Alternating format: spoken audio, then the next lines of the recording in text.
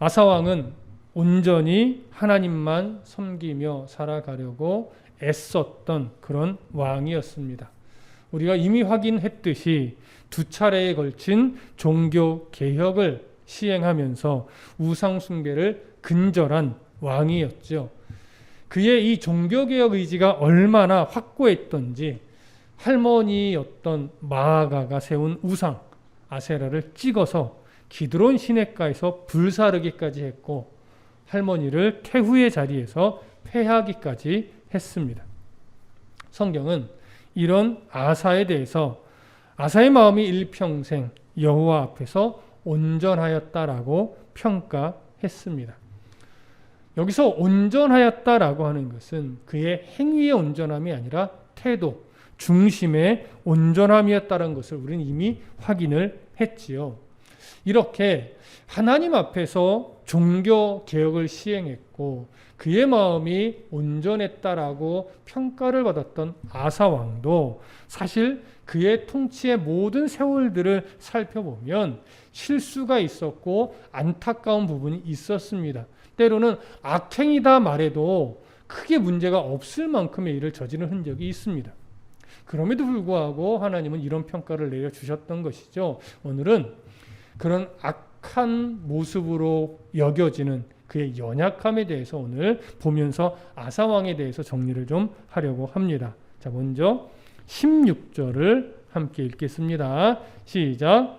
아사와 이스라엘의 왕 바아사 사이에 일생 동안 전쟁이 있으니라. 자, 북이스라엘의 왕 바아사는 사실 3대 왕입니다. 북이스라엘에서는 2대 왕이었던 나답을 죽이고 3대 왕이 된 인물이죠.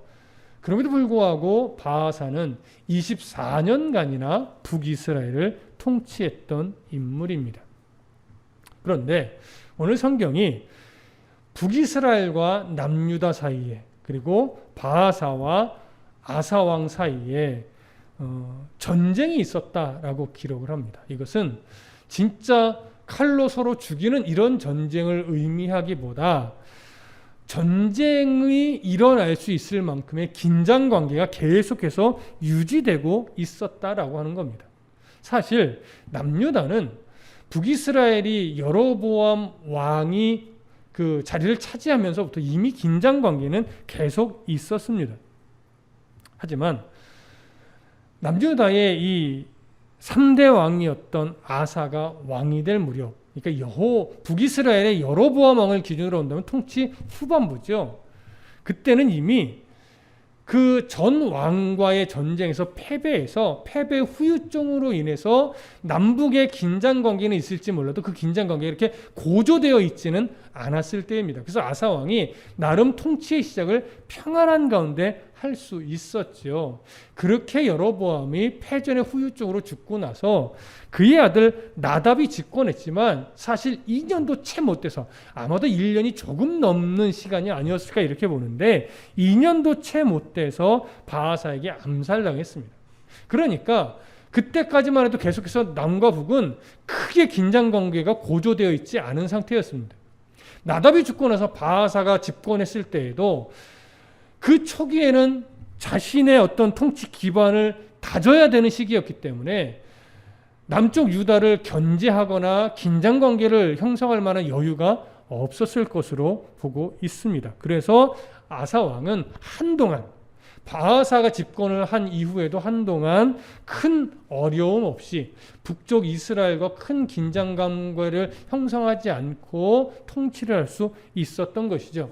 그렇게 시간이 어느 정도 흘러갔을 무렵 이제 3대 왕이었던 북이스라엘의 바아사 왕이 어느 정도 통치가 안정이 되면서 다시금 남북 관계의 이 긴장 관계가 고조되기 시작을 했던 겁니다. 그러면서 오늘 본문에 나타난 이 시점에는 전쟁의 상황이 곧 벌어질 것 같은 위기감이 조성이 되어 있었던 거죠. 이때가 정확하게 언제인가는 알 수 없으나 대략 여러 가지 상황들을 종합해 보면 바아사 왕의 기준으로 보면 통치한 중반에서 후반으로 넘어가는 무렵이 아닌가 이렇게 생각을 합니다. 아사왕, 남쪽 유다의 아사왕을 기준으로 본다면 우리가 1차 종교개혁을 하고 난 이후에 구스와의 전쟁이 있었다고 말씀드렸어요.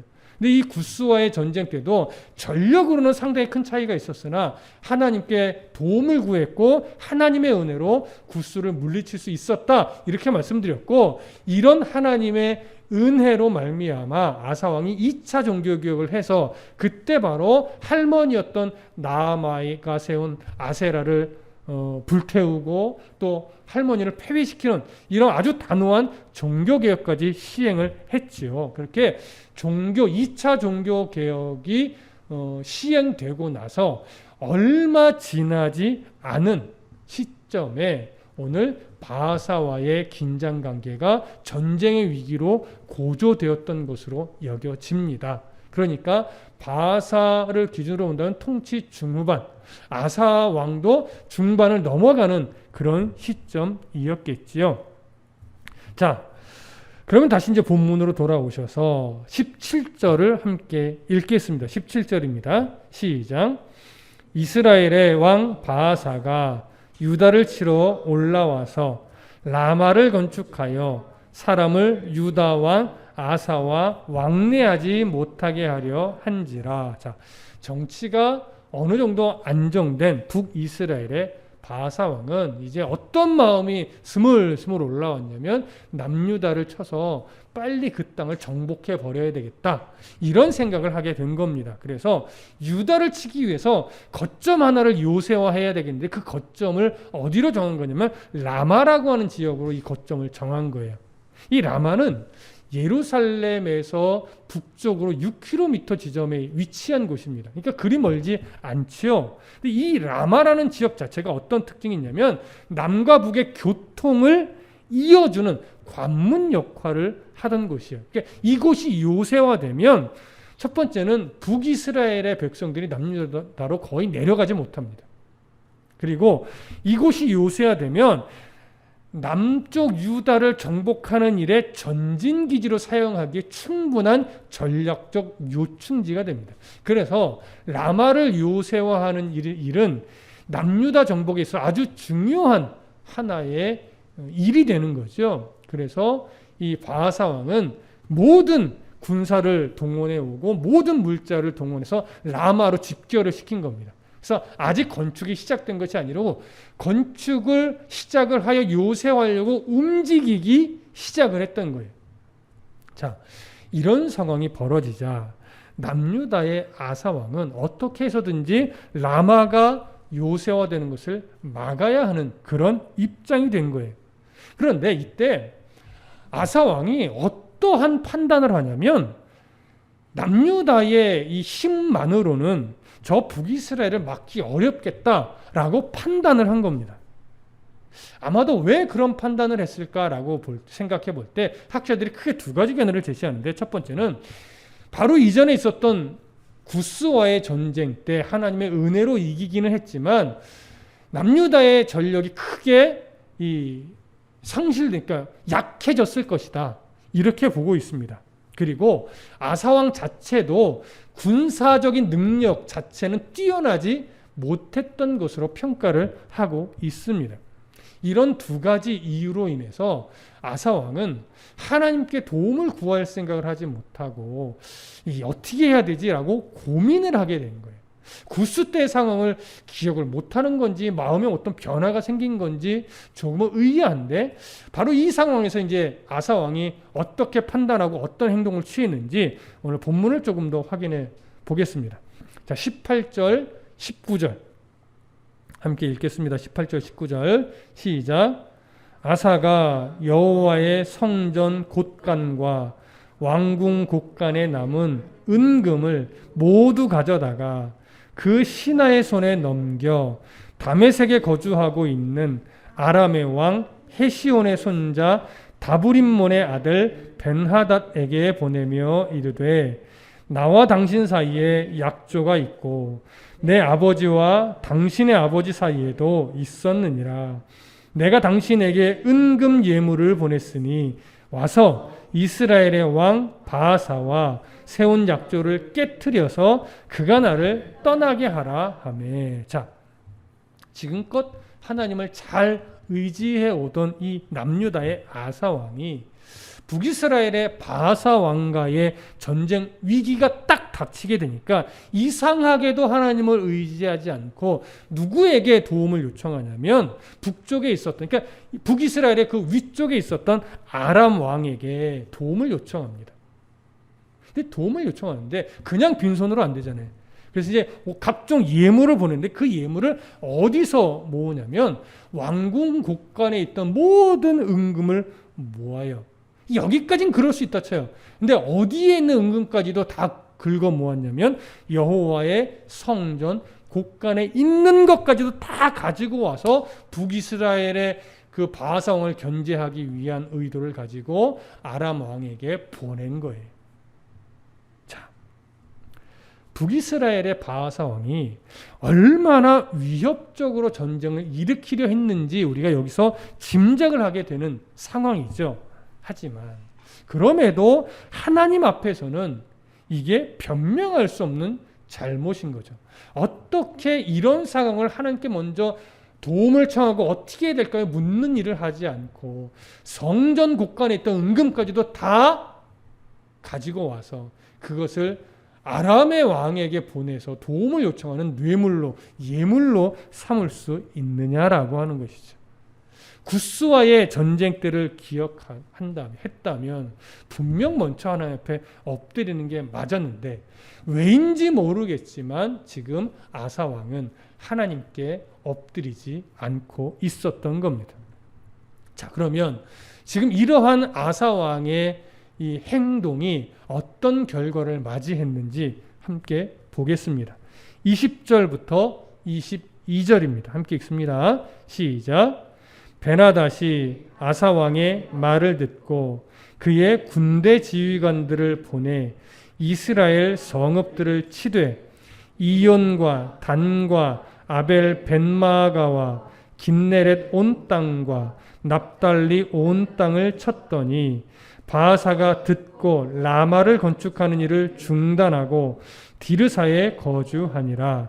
이에 아사 왕이 온 유다에 명령을 내려 한 사람도 모면하지 못하게 하여 바하사가 라마를 건축하던 돌과 제목을 가져오게 하고 그것으로 베냐민의 게바와 미스바를 건축하였더라. 자, 당시 이 북쪽에 있었던 아람 왕 베나닷은요, 사실 남과 북이 갈라져 있었던 이 이스라엘의 약점을 이용해서 양다리 외교 정책을 펼치고 있었습니다. 아마 호시탐탐 노리는 거예요. 어느 한쪽이라도 자기가 집어삼킬 기회가 오지 않을까라고 하면서 양쪽에 양다리 정책을 펼치고 있었는데 그런 상황에서 이제 아사 왕이 이런 요청을 딱 해오니까 아사 왕이 수락을 한 거예요. 여러분 왜 수락을 했겠습니까? 지금 이 상황은요, 북이스라엘을 공격하여 땅 일부라도 뺏기에 아주 좋은 명분이 제공된 거예요. 이전 같으면 어쩌면 자신이 북이스라엘을 공격했다면 남유다에서 도움이 올 수도 있는 상황이에요. 그런데 지금은 도움이 오는 것이 아니라 오히려 남쪽에서 이 긴장감을 만들어주고 있고 그 다음에 북쪽에서 이 이스라엘의 북쪽 변방을 치니까 북이스라엘은 꼼짝 못하고 어떤 액션도 취하지 못하고 그저 방어밖에 뭐 할 수 없는 이런 상황이라는 것을 뻔히 알게 된 거죠. 그러면 남유다와 좋은 관계도 형성하고 북이스라엘이 자꾸 힘이 세지는 것도 막을 수 있고 일부의 땅도 자기 땅으로 가져갈 수 있으니 일석이조라고 아마도 생각을 했을 겁니다. 그래서 자신들에게 손해가 볼 게 없고 오히려 이득이 된다라고 판단한 이 베나닷은 남유다의 이 요청을 수락하고 결국 북이스라엘의 변방 쪽을 공격을 하죠. 그 결과 북이스라엘의 여러 성읍을 이 베나닷이 뺏어 갑니다. 그리고 북이스라엘의 바하사 왕도 라마를 건축하려고 하다가 이 소식을 듣고 나서 자기의 수도를 수호하고 지키고 더 이상 땅을 빼앗기지 않기 위해서 모든 군사를 다시 철수시키고 회군을 합니다. 자신도 수도로 돌아가게 되죠. 이러면서 결국은 라마의 건축이 포기가 돼요. 그러니까 아사 왕이 의도된 대로 된 것이죠. 그렇게 라마에 모였던 북이스라엘의 군사들이 다 철수하고 나니까 이 아사 왕은요, 자신이 이제 그쪽 라마 지역으로 가서 바하사 왕이 놓고 갔던 수많은 건축 자재들을 다 가지고 옵니다. 그리고 나서 게바와 미스바를 남유다의 이 사람들을 다 강제적으로 노동에 동원을 해서 이 게바와 미스바 지역을 또 요새화해요. 아마도 북방 경계를 더 강화하기 위한 목적이었겠지요. 자, 지금까지의 이 아사 왕의 모습을 보면 사실 전쟁하지 않고 피 흘리지 않고 이 상황을 다 해결했어요. 그러니까 정치적으로 보면 참 지혜롭게 행한 것이고 남유다의 이득이 되게 행한 것은 분명히 맞습니다. 하지만 남유다 자체가, 이스라엘 자체가 신정국가라는 사실을 고려한다면 하나님을 의지하지 않고 하나님께 묻지 않고 이방 왕을 의지했으며 성전에 있던, 성전 곳간에 있던 은금 이 성물까지도 다 그곳에 예물로 바쳤다라고 하는 이 사실은 하나님을 불신한 행위가 되는 것이죠. 그래서 이 모습이 정치적으로는 아무리 훌륭하고 좋은 결과를 가져왔다 할지라도 하나님이 기뻐하거나 인정하지는 않는 행위가 된다는 것 우리가 꼭 명심해야 됩니다. 이것이 왜 중요하느냐? 교회든 목회든 한 개인이든 하나님의 백성이라는 시각으로 본다면 결과가 좋다고 모든 것이 하나님이 다 인정하는 것은 아니라는 사실이기 때문에 그렇습니다.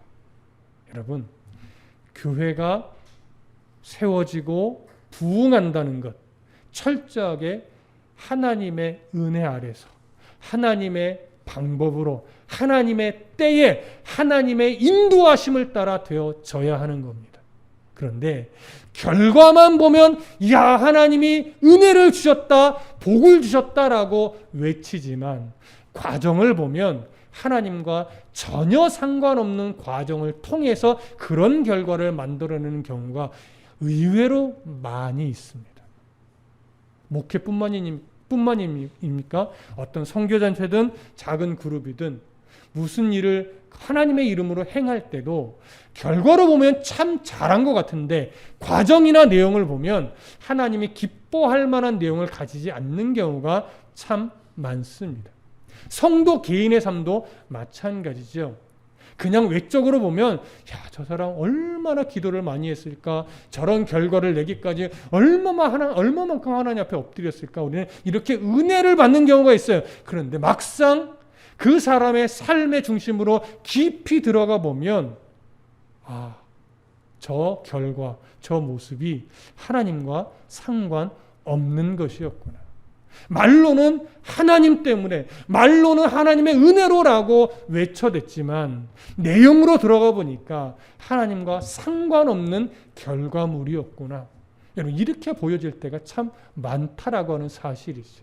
그래서 여러분, 교회는, 목회는, 성도는 결과에 속으시면 안 됩니다.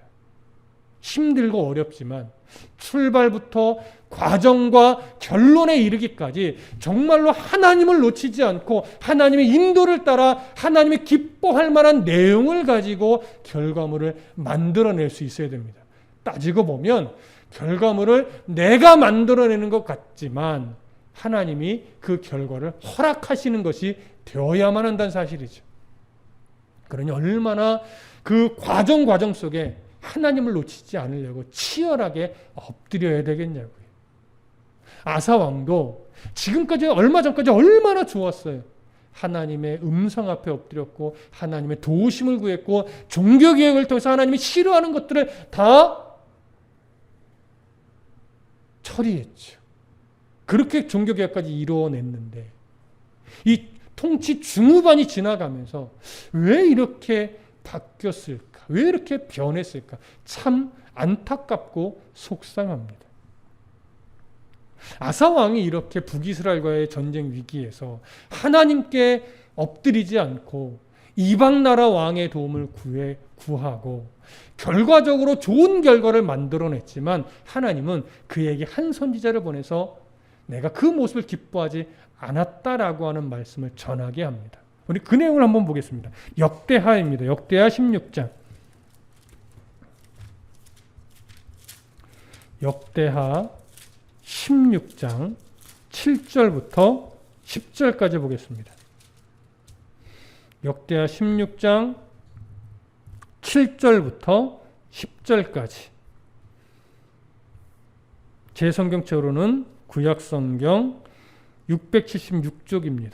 역대하 16장 7절부터 10절까지 우리 함께 읽겠습니다. 시작. 그때에 선견자 하나니가 유다 왕 아사에게 나와서 그에게 이르되 왕이 아람 왕을 의지하고 왕의 하나님 여호와를 의지하지 아니하였으므로 아람 왕의 군대가 왕의 손에서 벗어났나이다. 구스 사람과 룹 사람의 군대가 크지 아니하며 말과 병거가 심히 많지 아니하더이까. 그러나 왕이 여호와를 의지하였으므로 여호와께서 왕의 손에 넘기셨나이다. 여호와의 눈은 온 땅을 두루 감찰하사 전심으로 자기에게 향하는 자들을 위하여 능력을 베푸시나니 이 일은 왕이 망령되이 행하였은즉 이후부터는 왕에게 전쟁이 있으리이다 하매 아사가 노하여 선견자를 옥에 가두었으니 이는 그의 말에 크게 노하였음이며 그때에 아사가 또 백성 중에서 몇 사람을 학대하였더라. 참 안타까운 기록입니다.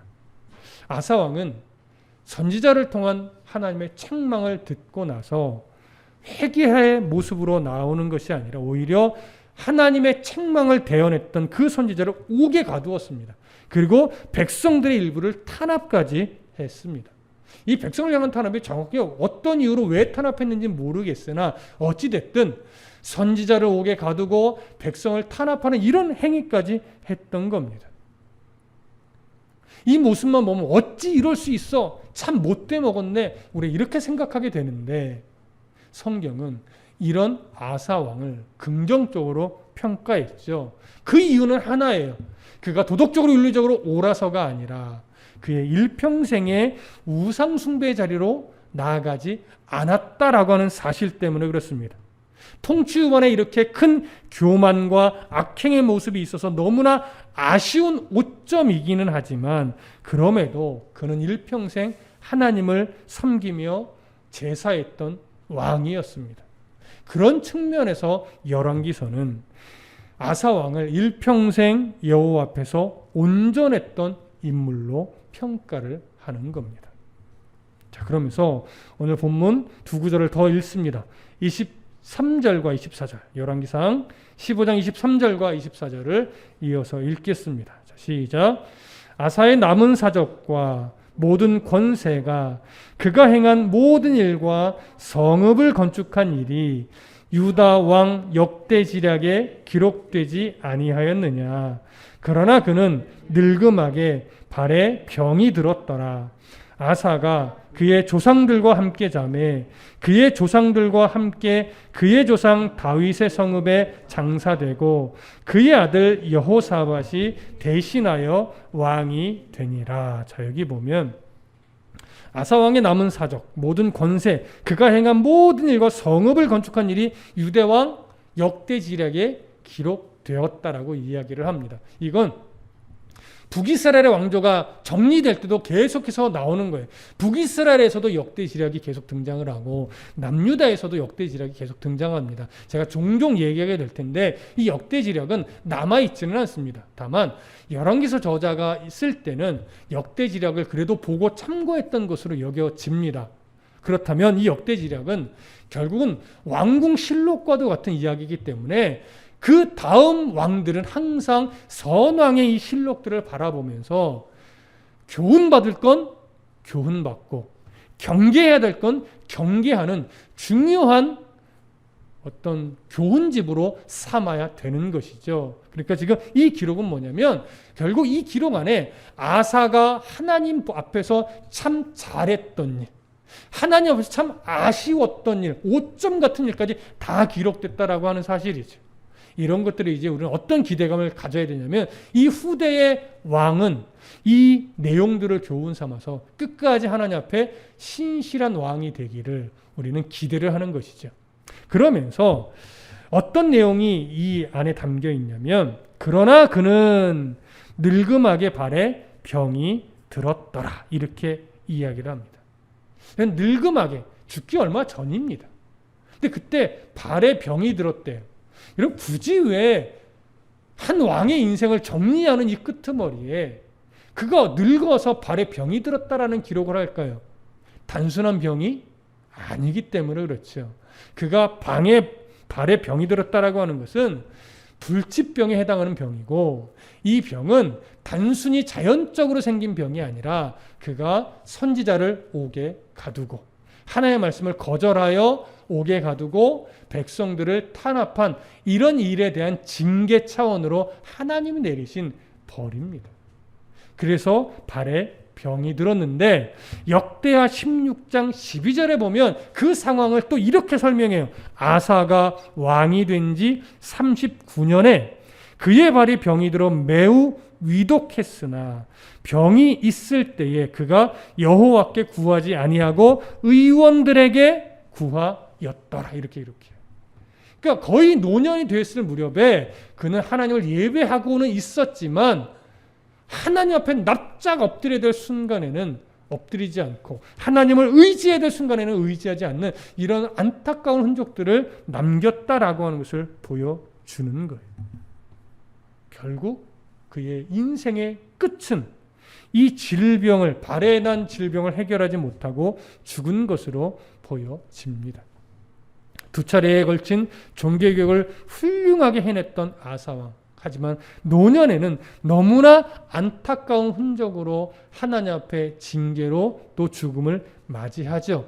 그럼에도 열왕기서는 그의 인생의 죽음 이후의 마무리를 하나님의 은혜로 다윗 성읍에 장사되었다라고 기록을 하고 있고 그의 아들 여호사밧이 남유다의 4대 왕이 되었다라고 기록을 합니다. 이는 하나님의 은혜를 계속해서 받았다라고 하는 의미가 되는 겁니다.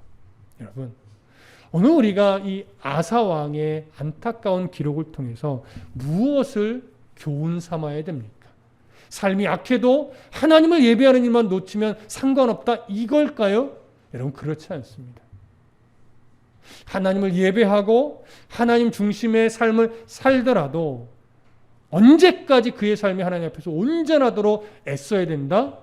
우리가 하나님 부르실 그때까지 우리의 모든 말과 행실이 하나님을 의지하고 하나님의 기뻐하는 흔적을 만들어낼 수 있는 그래서 여호와 하나님 앞에 일평생 온전하였더라고 하는 이 평가에 그래도 부끄럽지 않는 삶의 흔적들을 끝까지 만들어내야 된다라고 하는 사실입니다. 이것을 교훈 삼아야 돼요. 사실 우리가 끝까지 변하지 않고 하나님만을 의지하는 삶을 살아낸다는 것은 쉬운 일은 결단코 아닙니다. 하지만 오늘 우리는 성경이 왜 이런 기록을 계속 남겨놨는가? 쉽게 얘기하면 우리 보라고 남겨놓은 겁니다. 여러 가지 신학적 이유가 있겠지만 결론적으로 가보면 너희는 이러한 아름답지 못한 흔적을 남기지 말라라고 하는 것이죠. 늘 가지고 있는 소망이지만 은퇴가 아름다운 목사가 되고 싶습니다. 여러분, 성도의 입장에서는 죽음까지도 아름다운 성도의 삶을 살아내셔야 돼요. 그 사람이 목회가 참 올바랐느냐 올바르지 않았느냐는 은퇴할 때 어떤 모습인가를 보면 알 수 있을 것이고 그 한 사람의 인생이 정말 하나님 앞에서 얼마나 아름다웠는가를 보면 그가 죽은 그 자리에 어떠한 흔적을 남기는가를 보면 알 수 있듯이 여러분 목회자나 성도나 은퇴할 때가 아름답고 하나님 앞에 죽음을 맞이해서 하나님 나라에 갈 때의 모습이 정말 아름다운 그런 성도가 되셔야 할 겁니다. 여러분, 그렇게 우리 모두 하나님 나라, 하나님 우리를 부르실 그때까지 교만에 빠지지 말고 어리석게 세상을 의지하는 흔적 남기지 말고 끝까지 하나님만을 의지하며 하나님의 도우심을 구하며 하나님의 인도함 속에서 하나님과 동행한 흔적을 계속해서 만들어내는 그러한 성도가 되어 주시기를 간절히 소망하고 축복합니다. 기도하겠습니다.